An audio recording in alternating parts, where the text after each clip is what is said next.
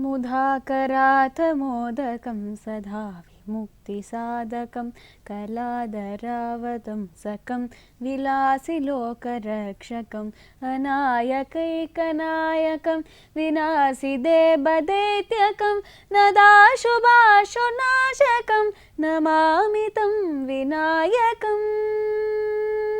Namaskaram and welcome to Shankara Colony's Bharat Bhumi Township presents Sloka Chanting. The sloka I recited at the beginning of the episode is a part of Mahaganesha Pancharatnam,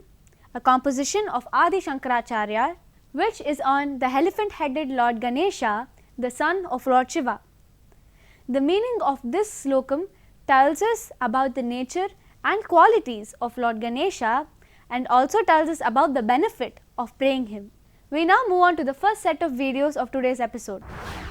Adaram maduram vadanam maduram nayanam maduram hasitam maduram hridayam maduram kamalam maduram maduradipate akilam maduram vasanam maduram saritam maduram vashanam maduram lalitam maduram salitam maduram brahmitam maduram मधुराधिपते अखिलं मधुरम् वेणुर्मधुरो वेणुर्मधुरः पाणिर्मधुरः पादौ मधुरौ नृत्यं मधुरं सख्यं मधुरं मधुराधिपते अखिलं मधुरम् गीतं मधुरं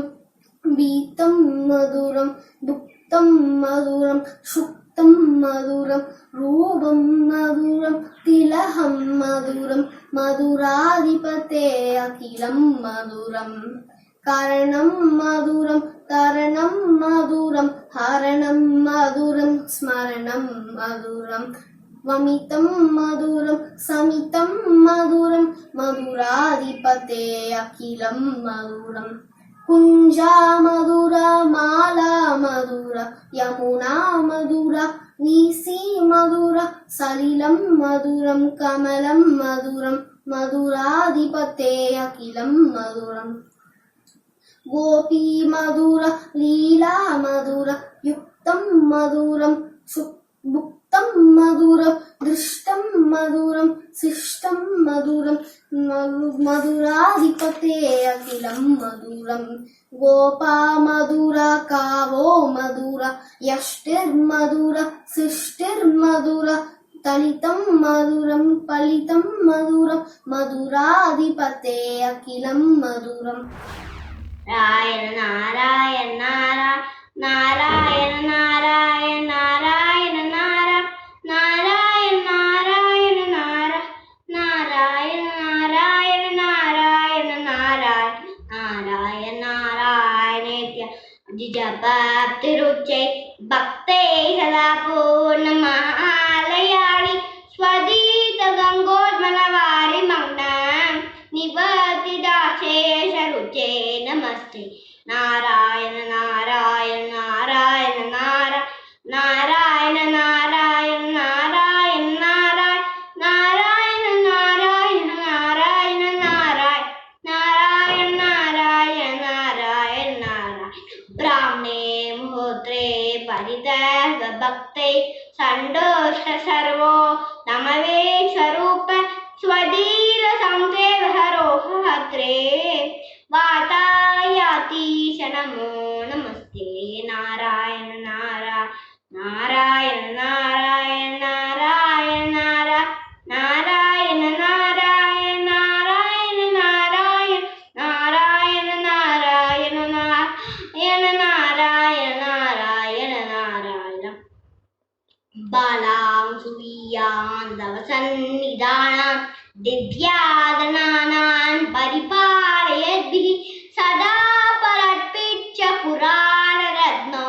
संसेवितायास् नमो नमस्ते नारायण नारायण नारायण नारायण नारायण नारायण नारायण नारायण नारायण नारायण नारायण नारायण नारायण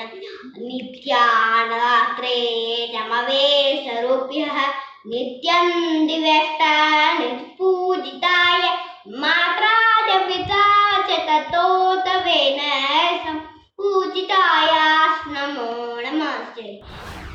वसुदेवसुतं देवं कौसचारूणमर्दनं देवकी परमानन्दं कृष्णं वन्दे जगद्गुरुं कृष्णाय वसुदेवाय कृष्ण परमात्मने प्रणतकेशनाशाय योगिनां पते नमः